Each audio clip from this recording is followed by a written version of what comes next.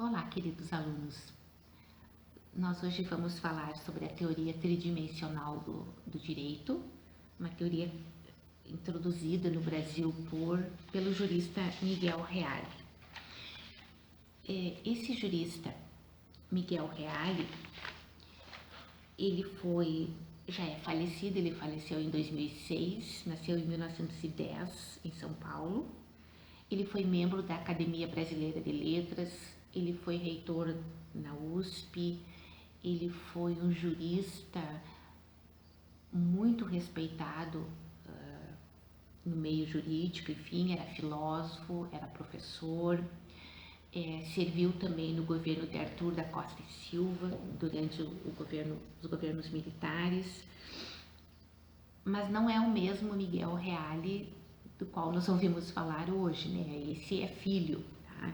Então, Miguel Reale Júnior é o jurista contemporâneo, né?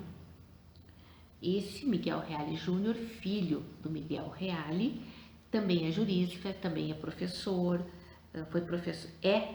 foi, né? É aposentado, professor de Direito Penal na USP, é um político. Ele foi ministro da Justiça no governo FHC e ele é autor de 2 pedidos de impeachment que culminaram mesmo no impeachment de 2 ex-presidentes. Ele é autor do pedido de impeachment do ex-presidente Fernando Collor, em 1992, e ele também é autor, junto com a Janaína Pascoal, do pedido de impeachment da ex-presidente Dilma Rousseff em 2016. O impeachment que culminou, né, com o afastamento da presidente Dilma Rousseff e então a troca, né, por Michel Temer, que terminou o mandato dele em 2018 e foi então substituído pelo presidente eleito Jair Bolsonaro. Então, a teoria tridimensional do direito, ela foi introduzida no Brasil, desenvolvida no Brasil por Miguel Reale, pai do Miguel Reale Júnior. Bom, em que consiste essa teoria tridimensional do direito? Primeiro, ele começa, para desenvolver essa teoria tridimensional do direito, nós vamos começar com algumas questões. Por que o direito muda? Como acontece essa mudança?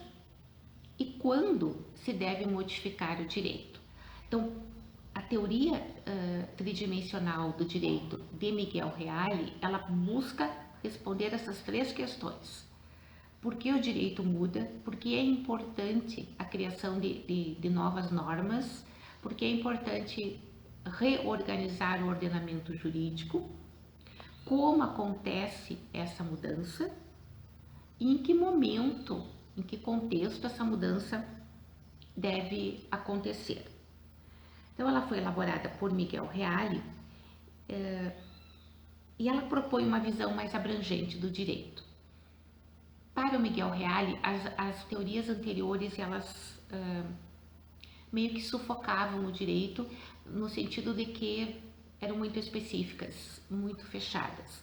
O que ele propõe é uma teoria mais ampla, mais abrangente, e aí ele já se apresenta com a definição de direito. E observem que a definição de direito, ela está assentada nos 3 pilares, nas 3 dimensões dessa teoria. O direito é uma integração normativa de fatos segundo valores. O direito é uma integração normativa de fatos segundo valores.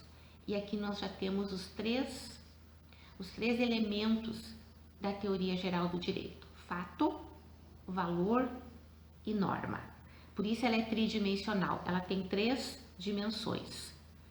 A primeira dimensão é o fato, a segunda dimensão é o valor e a terceira dimensão é a norma. Então, Miguel Reale vai construir a teoria tridimensional do direito a partir desses 3 elementos. Essa teoria tridimensional, ela é bastante complexa. É um tema que não se esgota, né, uma aula rápida, assim, é um tema que não se exaure em uma única abordagem, porque é complexa.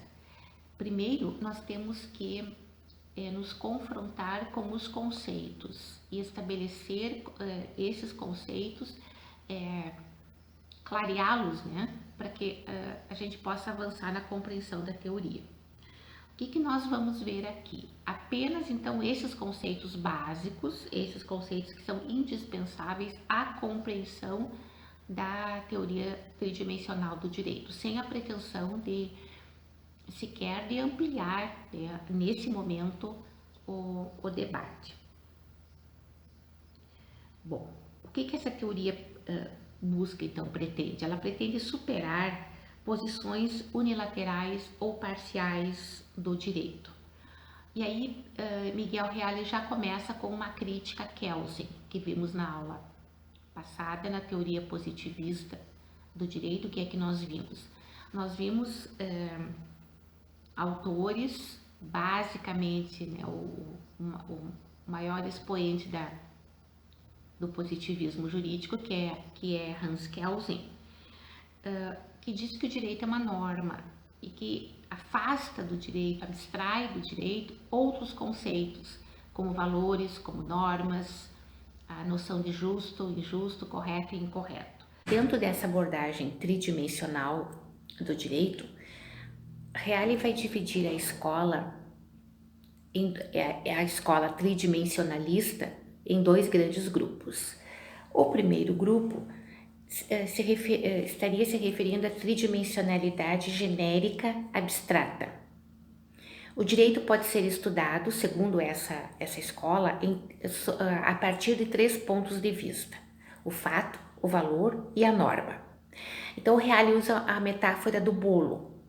Seria um bolo dividido em 3 sabores. Uma parte do bolo é o valor, outra parte é o fato, né? Fato, a outra parte o valor e a terceira parte a norma. Fato, valor e norma. Então, um bolo dividido em 3 sabores, em três sabores mesmo, né? Imaginem 3 sabores: chocolate, baunilha, morango. O bolo é dividido em três sabores. Na nossa metáfora seriam as 3 dimensões do direito: fato, valor e norma. Essa teoria é a teoria tridimensional genérica abstrata. Qual o problema com essa teoria? Já vamos ver a partir da teoria ou da escola tridimensional específica. O direito, para essa escola, só pode ser visto pelos 3 fatores em conjunto. O bolo tem necessariamente 3 sabores, independente de ser dividido em fatias. Então, se na tridimensionalidade abstrata, genérica abstrata, eu consigo cortar só a fatia que tem chocolate, só a fatia que tem morango ou só a que tem baunilha, na metáfora, né? Eu consigo extrair do direito só o valor, só o fato e só a norma. Na escola tridimensional específica, qualquer fatia do bolo que eu corte, ela virá necessariamente, independente de estar sendo dividido ou não, ela virá com os 3 sabores ao mesmo tempo. Então, eu corto uma fatia do bolo e ele virá com esses 3 sabores. Virá com sabor chocolate, virá com sabor morango e virá com sabor baunilha. Ou seja, sob qualquer ângulo que eu olhar o direito, sob qualquer ângulo que eu analisar o direito, ele virá com as 3 dimensões. Com a dimensão fato, com a dimensão norma e com a dimensão valor. Então, essa teoria específica, para essa teoria não se consegue fazer essas abstrações. Eu não consigo separar essas três dimensões quando eu analiso o fenômeno jurídico. Porque essa teoria, ela é dialética. Essa teoria tridimensional específica, ela é dialética. E aí nós vamos trabalhar com um conceito fundamental. para entender essa teoria na perspectiva tridimensional específica, que é o conceito de dialética da complementaridade. Dialética da complementaridade. Como que Reale vai entender esse fenômeno? Para ele, os fundamentos que formam o direito não se reduzem uns aos outros para formar o terceiro. Eles não se fundem, eles permanecem com as suas características, mas eles não desaparecem para fundar um outro. Tese e antítese formando sínteses. Para Reale, os elementos que formam o direito não se reduzem uns aos outros para formar um terceiro distinto. Ao contrário disso, eles se correlacionam e se mantêm distintos. Não há uma fusão, um não perde as características porque se fundiu ao outro.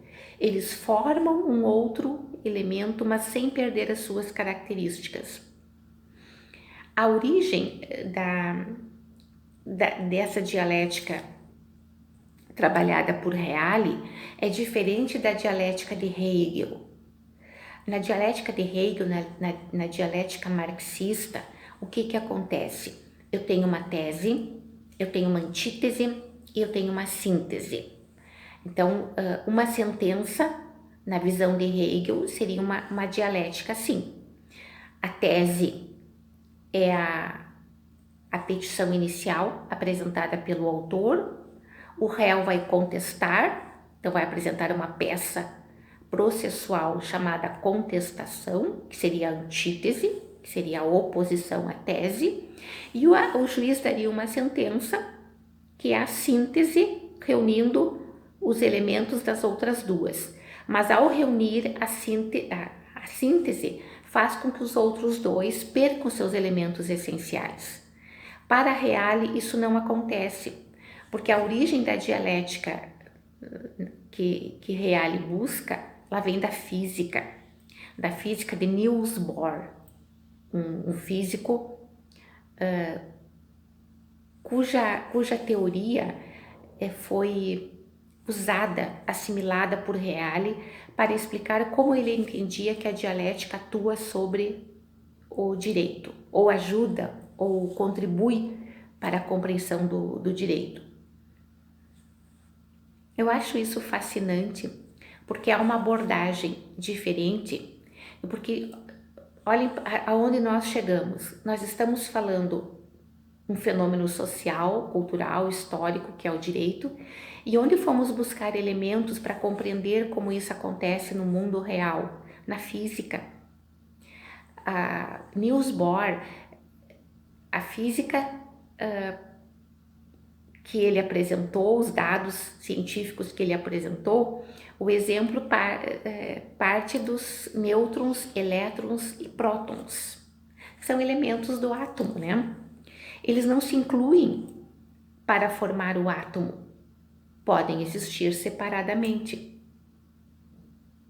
Mas é quando eles se unem, quando eu tenho a união dos nêutrons, dos prótons e dos elétrons, e quando eles se relacionam, é que se constitui um átomo. Separadamente eles existem como prótons, como elétrons e como nêutrons. Mas quando eles se reúnem, eles formam um átomo.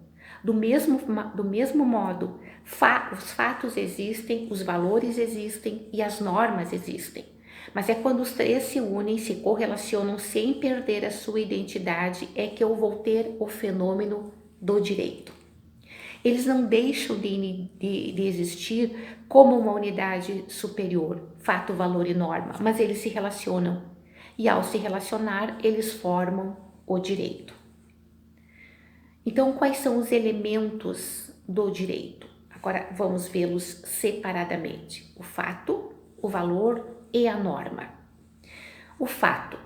Qualquer evento que ocorra, que aconteça no mundo é um fato. Em qualquer fenômeno jurídico, sempre haverá um fato econômico, um fato social, um fato cultural. Entretanto, nem todo fato é um fato jurídico. O que eu preciso para que um fato, um fenômeno, um evento que aconteça no mundo se torne um fato jurídico? Eu preciso que ele tenha o olhar do direito. Eu preciso que ele tenha a dimensão do direito. Porque quantos fatos nos acontecem no dia a dia que não tem implicação jurídica nenhuma? Atravessar a rua é um fato corriqueiro da rotina de todos nós. Mas se ao atravessar a rua nós formos atropelados por uma moto, por uma bicicleta, nós cairmos e nos machucarmos levemente, mas nos machucarmos, isso é um fato que pode ter implicações jurídicas. Eu posso ter ali uma lesão corporal a ser investigada e a suscitar um fenômeno, um fato jurídico, porque aí eu terei que ter uma reparação material, eu terei que ter algumas garantias que é o direito que vai me dar. Então o fato, ele precisa ter a incidência do olhar jurídico. Não é todo fato que se torna um fato jurídico. Ele precisa ter relevância no mundo jurídico, ele precisa ter o olhar, a perspectiva, a ótica do direito. O nosso segundo elemento nessa tríade, nessa tridimensão do fenômeno jurídico é o valor. E o valor, aqui nós vamos nos demorar um pouquinho, porque para nós entendermos o que é valor e o que tem valor no mundo jurídico, nós vamos precisar investigar essa dimensão do direito com um olhar um pouco mais atento. O valor é um elemento impossível de conceituar, Reale diz. O que é um valor? Para mim, muitas coisas têm valor. Para vocês, outras tantas coisas. O que nos distingue? A idade, vocês são mais jovens, vocês são de outra geração, vocês têm outras referências, vocês têm outras perspectivas, vocês têm outra trajetória histórica. Então, nós vivemos, trilhamos caminhos diferentes e isso faz com que nós tenhamos também valores diferentes, que não são melhores nem piores, mas são diferentes.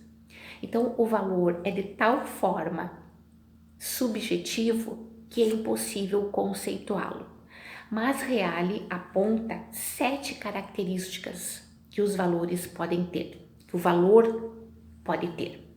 Então, revisando, nós estamos vendo a teoria tridimensional do direito, no Brasil, esboçada por Miguel Reale, um jurista famoso no seu tempo, ainda hoje muito citado, cujo filho Miguel Reale Júnior também é um jurista e filósofo e professor famoso no direito contemporâneo. A teoria se chama tridimensional do direito porque ela analisa o direito a partir de 3 perspectivas, a partir de 3 elementos: o fato, o valor e a norma. Enquanto para Kelsen só a norma tinha importância no direito, para Reale não é só a norma, é o fato e é o valor também. O valor, então, a primeira característica do valor é que ele é bipolar. Por que bipolar? Porque a todo valor internamente, né? Ele é bipolar internamente.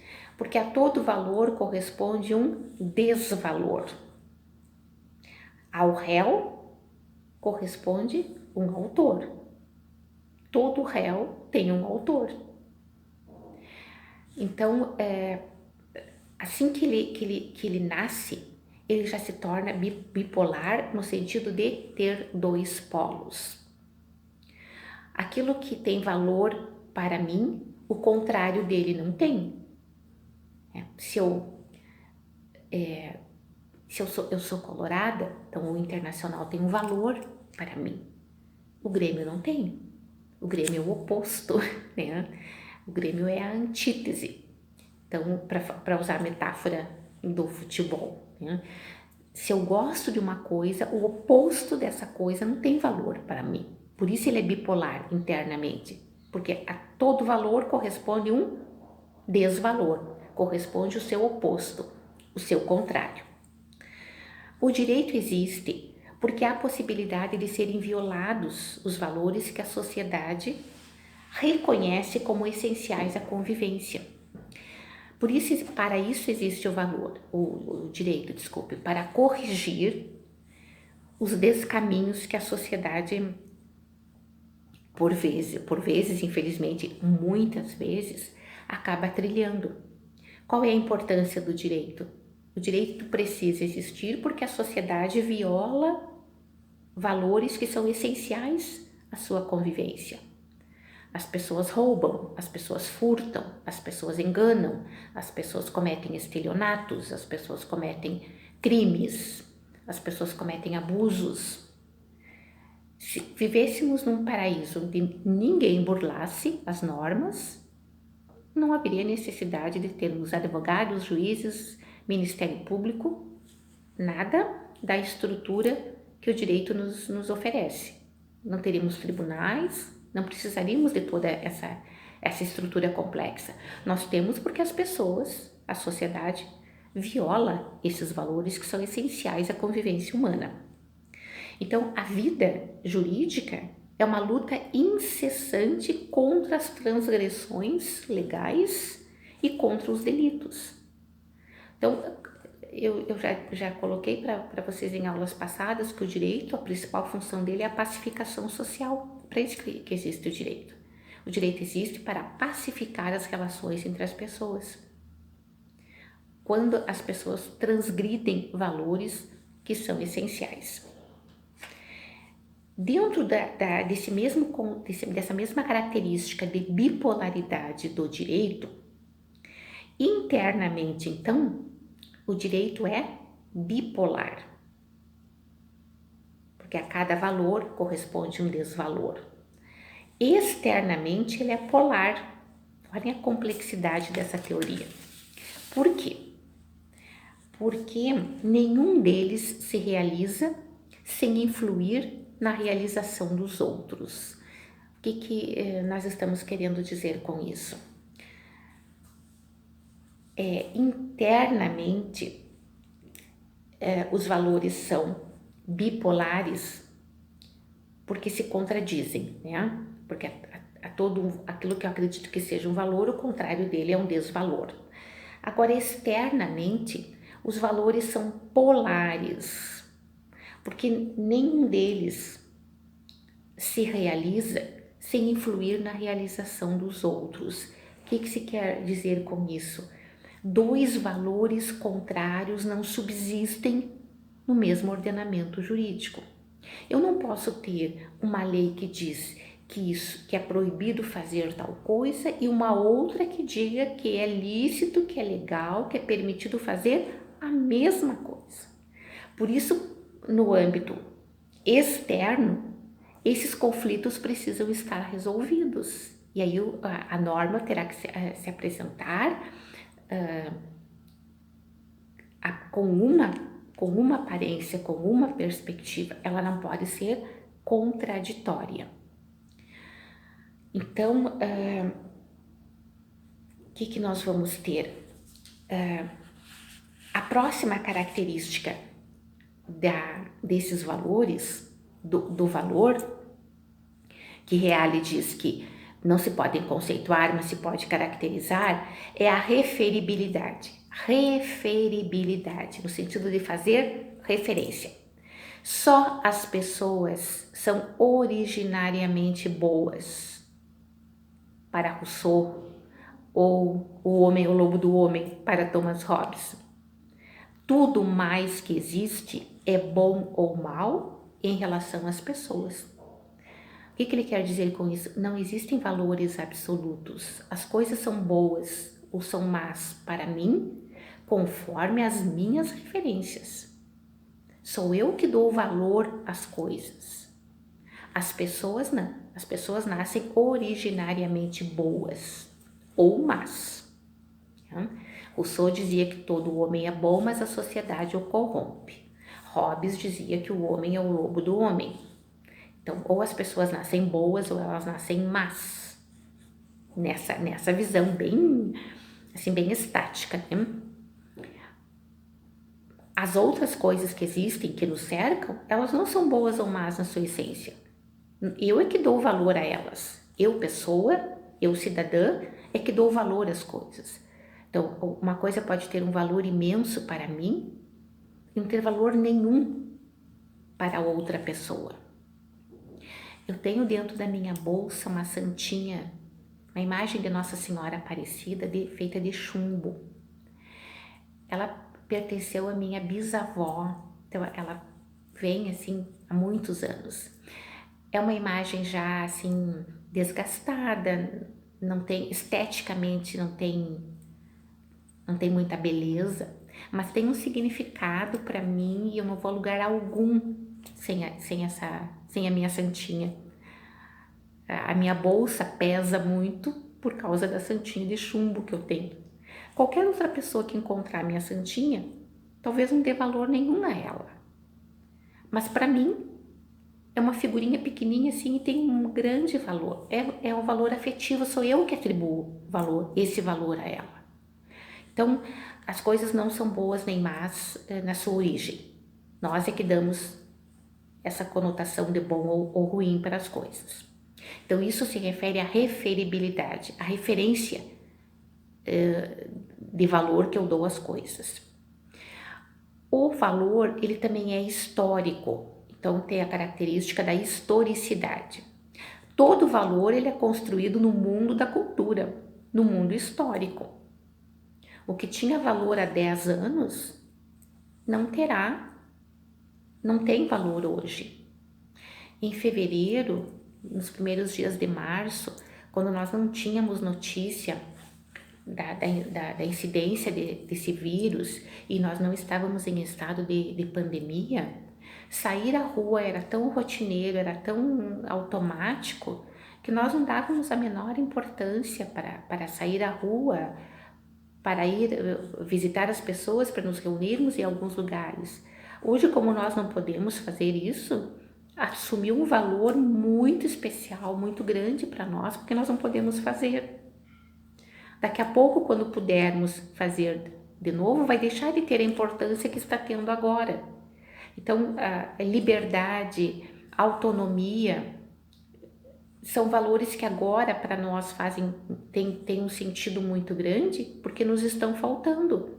Quando nós voltarmos a ter, eles terão menos importância. Então, todo valor está dentro de um contexto histórico, está dentro de um mundo cultural. Em algumas culturas, há valores que para nós não são importantes, em outras culturas são. Vocês sabem que os africanos, os homens africanos, eles não usam camisinha. Por isso a incidência de AIDS e de reprodução entre eles é muito alta. E isso é cultural. É muito difícil para um médico, um cientista, um profissional da saúde, qualquer pessoa esclarecida, convencê-los da importância, de quanto é fundamental usar o preservativo por todas as razões, mas é cultural. Eles não aceitam esse valor como sendo uma coisa importante para eles. Já para nós, faz todo o sentido. Então, isso os valores, eles são culturais, eles fazem parte de um contexto histórico. Os valores também têm que ter objetividade, senão eles ficam no mundo das ideias, e se eu não os colocar em prática, eu sou uma pessoa muito generosa, sou uma pessoa muito boa, eu tenho bons princípios, mas nada das minhas boas ideias se converte em atos e obras. Enquanto eu ficar sentada dentro de casa lamentando a existência de coisas com as quais eu não concordo, que eu não gosto, que eu recrimino, eu vou só ter boas ideias, bons valores. Mas para que se concretize, eu preciso fazer coisas na direção de alcançar aquilo no qual eu acredito. Por isso, os valores precisam ser objetivos ou ter objetividade. Realizabilidade. Realizabilidade. Os valores precisam ser realizáveis. Ou seja, eu não posso pretender consertar a vida, melhorar a vida de populações às quais eu não tenho acesso nenhum. Eu não posso pretender mudar a vida de outros planetas que eu nem sei se existem, ou de seres extraterrestres que eu também não sei se existem. Mas o que eu posso fazer aqui na minha perspectiva, no cenário onde eu atuo, isso é realizável. Os valores, eles também são inexauríveis. Então, a próxima e última característica dos valores é a inexaurabilidade. Eles não se exaurem, eles não se esgotam. Por mais justa que seja uma sentença, por mais justa que seja uma decisão judicial, por mais justa que seja a decisão de um tribunal, sempre eu posso olhar aquela decisão, eu posso olhar aquela sentença e pensar, mas poderia ter alcançado um pouco mais, mas poderia ter providenciado tal coisa, poderia ter, é aquele mas que nós sempre temos assim engatilhado para dizer, né? Você se saiu muito bem, mas poderia ter feito mais alguma coisa nessa perspectiva. Por isso os valores são inexauríveis, inesgotáveis, eles não terminam nunca, no sentido de que eu sempre posso acrescentar alguma coisa a esse valor. Tá? Então vimos dois elementos da teoria tridimensional, vimos o fato e vimos o valor. Para completar o círculo da teoria, nós temos que ver a norma, que é o terceiro valor, o terceiro elemento da teoria tridimensional. A norma sempre vem expressa num dever ser. Ela indica um caminho a ser percorrido. O ponto de partida da norma é o fato. Eu parto do fato, eu me direciono a um valor e aí eu chego à norma. Então a norma é a forma que o jurista usou, que o jurista encontrou para expressar o que deve e o que não deve ser feito, para a realização de um valor ou para impedir a ocorrência de um desvalor. O que é a norma, então? É a forma que a sociedade encontra para se organizar, para dar valor a fatos que merecem, que devem ser valorados e depois chegar ao cumprimento de uma norma. O que é o direito na definição da teoria tridimensional? O direito é uma integração normativa de fatos, segundo valores que se relacionam por meio da dialética da complementaridade. Essa é a definição de direito, e na definição, segundo Miguel Reale, e na definição ele traz os três elementos da teoria tridimensional. O direito é uma integração normativa de fatos. Integração normativa de fatos. Eu tenho um fato relevante, eu tenho um fato jurídico, sobre ele vai incidir um valor, aquele fato precisa ter importância, precisa ter relevância, e como ele é um fato, ele realmente aconteceu no mundo real, eu a ele dou um valor, dou uma relevância jurídica e faço incidir sobre ele um valor, uma norma, para que se concretize no mundo real. Isso quer dizer que nesse conceito de direito proposto por Miguel Reale, eu vou ter a visão da dialética, da complementaridade, porque eu vou ter esses três elementos que existem separadamente, que podem existir separadamente, mas que quando se unem os três, eles formam o direito. Separadamente, eles não formam o direito. Separadamente, um fato é um fato. Não é um fato jurídico, é um fato.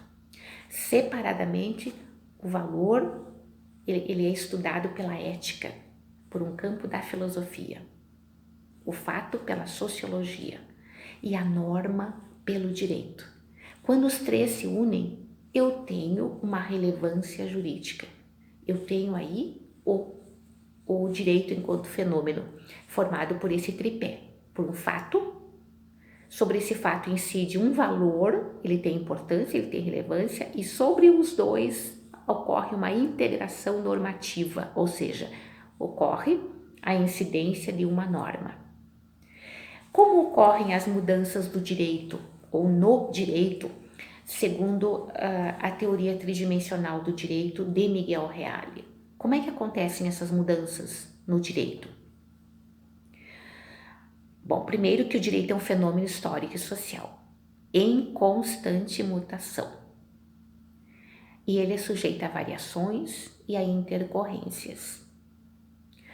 Todos os dias nós temos discussões jurídicas, todos os dias. O direito faz parte da vida de todas as pessoas. Vejam agora nesse auxílio emergencial. Nós estamos o dia todo ouvindo quem tem direito e quem não tem direito aos R$600, que serão, que já foram, né, a primeira parte liberados pela Caixa Federal, a segunda parcela será liberada na próxima semana. Quem tem direito a esse benefício precisa preencher requisitos para ser contemplado com esse auxílio emergencial. A todo momento nós estamos às voltas com questões jurídicas, com questões que nos chamam a atenção sob o ponto de vista do direito. Quando é que o direito surge? Quando esses três elementos se encontram e passam a se relacionar. Antes disso, para Miguel Reale, não existe o direito.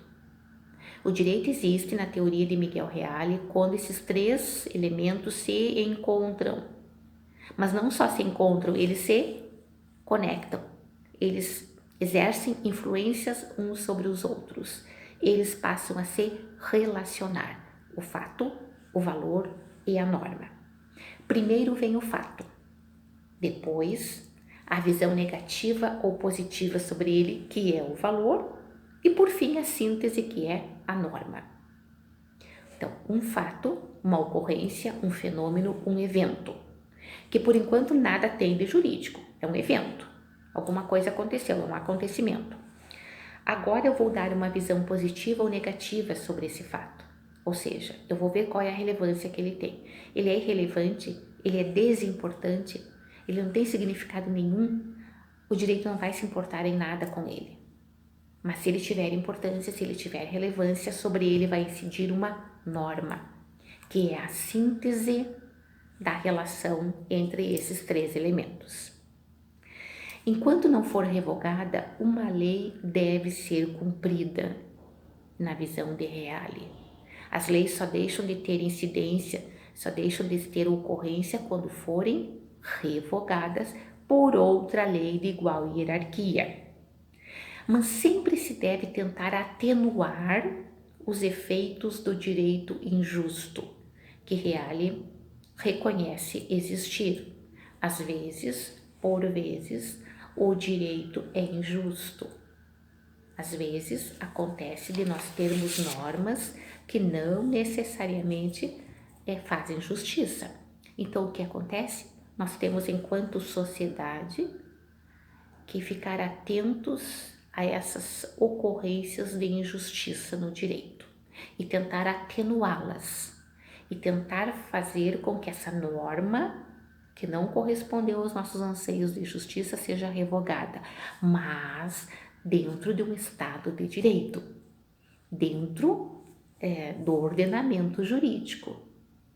Uma norma só é revogada por outra de hierarquia superior ou de hierarquia igual, jamais de hierarquia inferior. Aí Reale continua dizendo que um texto juridicidade, ou seja, ele pode ser interpretado, é elástico. Por isso existe o STF, né? Para isso existem os tribunais, para fazer as revisões. E mesmo lá no STF, eu ontem, quarta-feira, assisti uma sessão do STF na qual houve uma discussão bem acirrada entre o ministro Alexandre de Moraes e o ministro Marco Aurélio Mello. Eles divergiram de forma bem categórica em relação à norma, a possibilidade que a medida provisória 966, editada pelo governo federal, que flexibiliza os gastos públicos em tempos de pandemia. Então, ela autoriza as autoridades públicas, gestores, a gastarem, a usarem o orçamento de forma mais flexível, porque devido à situação de urgência que estamos vivendo. Então, eles divergiram de forma bem veemente, os dois, o Marco Aurélio Mello e o Alexandre de Moraes. Era uma sessão virtual, cada um na sua casa, mas os votos deles foram bem diferentes. Por isso, porque o direito é elástico, o texto jurídico é elástico, ele permite interpretações, ele permite pontos de vista diferentes, mas deve-se ter limites nessa elasticidade, além da qual nós vamos chegar ao arbítrio e ao artifício da interpretação, conferindo aos termos jurídicos um significado que ele não tem. Por exemplo, há uma medida provisória dessa semana que diz que as autoridades podem, quando a situação for muito grave, podem usar de outros expedientes para se fazer cumprir a lei quanto ao uso de máscaras nas ruas, enfim. A expressão situação grave, erro grosseiro, é essa expressão, erro grosseiro. O que é um erro grosseiro? Para mim, essa expressão é bastante elástica. Eu posso entender erro grosseiro de uma forma e vocês de outra. Às vezes nós ouvimos a mesma pessoa falando e eu penso, que erro grosseiro, primário, ela devia saber isso. Outra pessoa já, não, talvez ela se confundiu. Enfim, esses conceitos são elásticos, mas não podem ser ao ponto de permitir que cada um interprete como quer e que a gente perca a essência do conceito. É isso que Miguel Reale está dizendo. E que nós acabemos conferindo aos termos um significado que eles não têm. Isso também é muito perigoso. Cada um interpreta a seu modo e nós não chegamos a conclusão nenhuma. E aí Pontes de Miranda, para concluir a nossa aula, Pontes de Miranda faz um alerta. O Pontes de Miranda é aquele filósofo que nós vimos, jurista, né, que nós vimos lá nas nossas primeiras aulas, importantíssimo para o direito, né?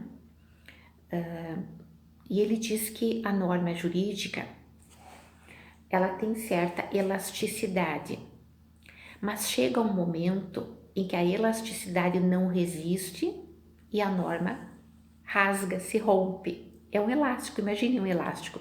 Faça uma metáfora do elástico. A norma jurídica é um elástico.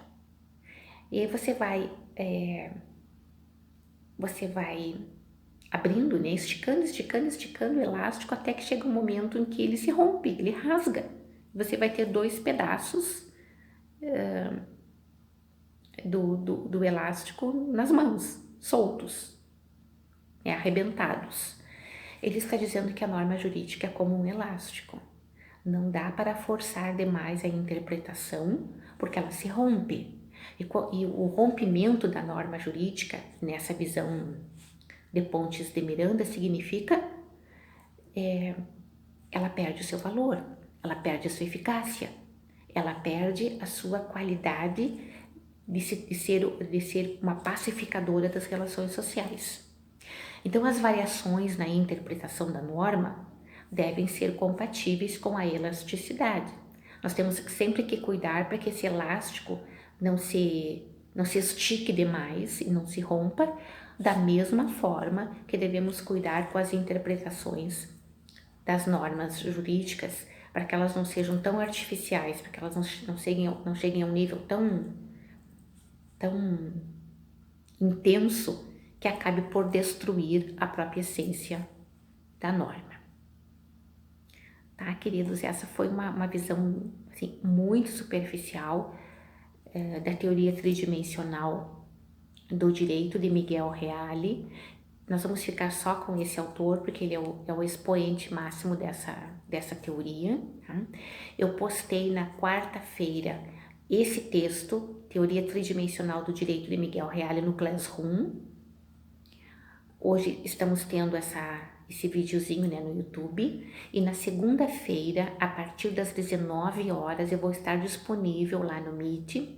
Mando o link para vocês na segunda-feira à tarde, para nós conversarmos mais uma vez sobre esse texto, nos debruçarmos sobre ele, resolvermos algumas questões, algumas dúvidas que com certeza ficam, né? Sempre ficam, né? A beleza do estudo é essa, né? Ela vai sempre instigando a novas buscas, a novas pesquisas, tá? Obrigada pela paciência depois de ouvir o vídeo, tá? Leiam o texto e na segunda-feira, dia 18, nós conversamos a partir das 19 horas, tá? Beijo a todos, obrigada!